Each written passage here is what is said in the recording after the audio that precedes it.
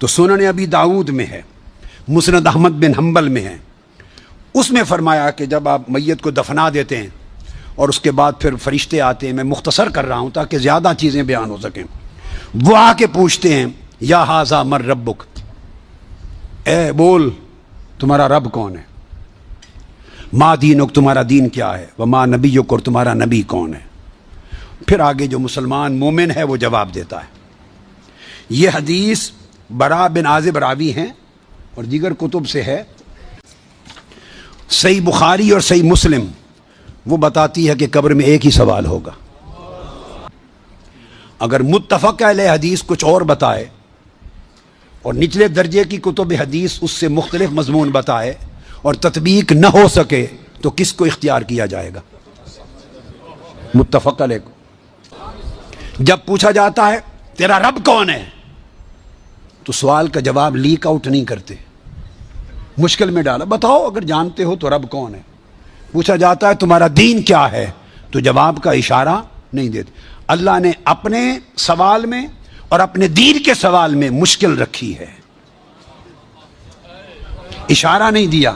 جب محبوب کا پوچھا ہے تو تھوڑا سا اشارہ بھی دے دیا ہے کہ میرے محبوب کے امتی گھبرا نہ جائیں،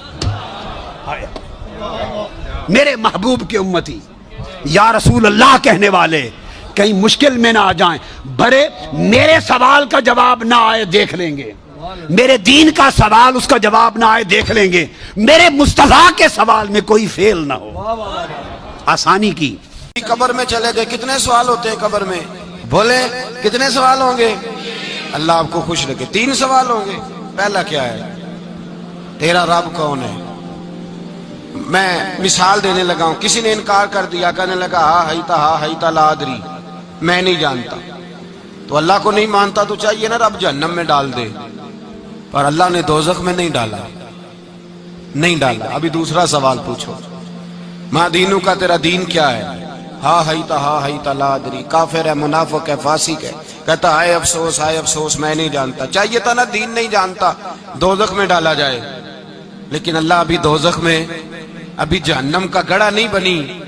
فرمایا تیسرا سوال پوچھو، حضور کا چہرہ دکھایا، ما کنتا تقولو فی حق ھذا الرجل، ان کے بارے میں کیا کہتا تھا؟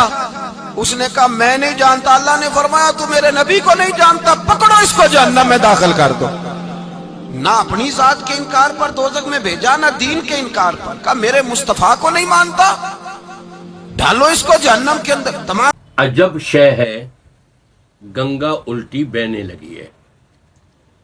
آپ نے یہ دیکھا ہوگا، ایک شخص اسٹوڈنٹ میٹرک کا امتحان دے رہا ہے اور اس کو 6 سوال دیے گئے کہ یہ حل کر لو۔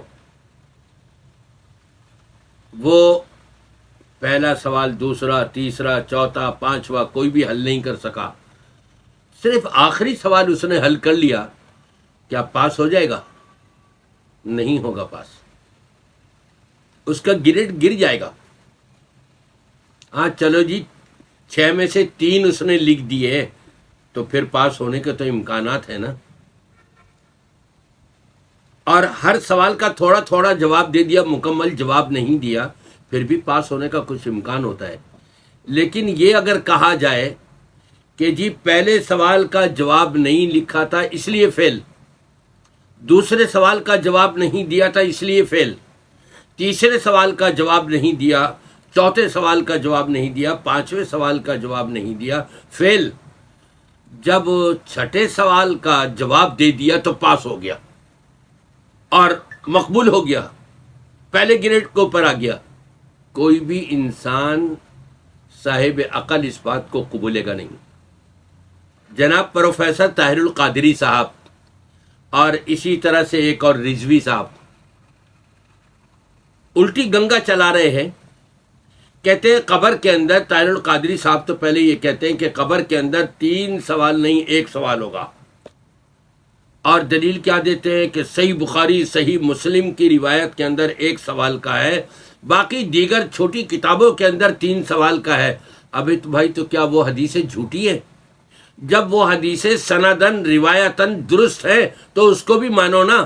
یہاں پر ایک سوال کا ذکر کر دیا گیا اور باقی سوالوں کا جواب دوسری حدیثوں میں ذکر کر دیا گیا، تو یہ کہنا کہ اصل ایک ہی سوال ہے، باقی دو سوالوں کی اہمیت نہیں ہے، اور پھر یہ کہنا کہ پوچھا گیا من رب کا، تیرا رب کیا ہے، کون ہے تیرا رب، تو کہتا ہے جی مجھے نہیں معلوم، تو اس کو جہنم میں نہیں بھیجا۔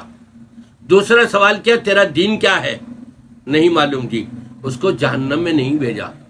جب تیسرا سوال کیا گیا کہ تو اس ذات کے بارے میں، یعنی محمد صلی اللہ علیہ وسلم کے بارے میں کیا کہتا ہے، اگر اس نے یہاں پر جواب دے دیا کہ میرے نبی ہیں، تو جنت میں چلا گیا، یعنی رب کو نہیں پہچان رہا، دین کو نہیں پہچان رہا، نبی کی ذات کو تو ابو لہب نے بھی پہچانا تھا، لیکن نبی کی بات نہیں مانی تھی اس نے۔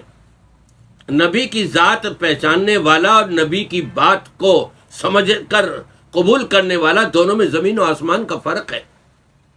ایک شخص کہتا ہے ہاں جی میرے نبی محمد صلی اللہ علیہ وسلم ہیں، اور نہ نمازیں پڑھتا ہے، نہ روزے رکھتا ہے، نہ حج کرتا ہے، نہ عمرے کرتا ہے، جو بھی فرائض اس کو پر عائد ہوتے ہیں کچھ بھی کام نہیں کرتا، عیاشیاں کر رہا ہے، تو کیا یہ ممکن ہے کہ وہ قبر میں یہ کہہ دے گا کہ میرے نبی محمد صلی اللہ علیہ وسلم ہے؟